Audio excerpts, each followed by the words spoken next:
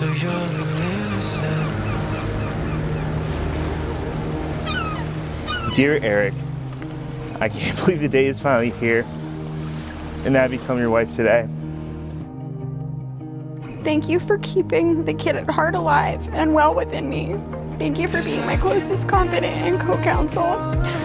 Thank you for joining my family and giving me the opportunity to join yours.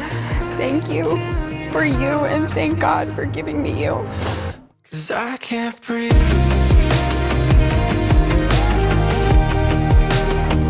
When you're with me.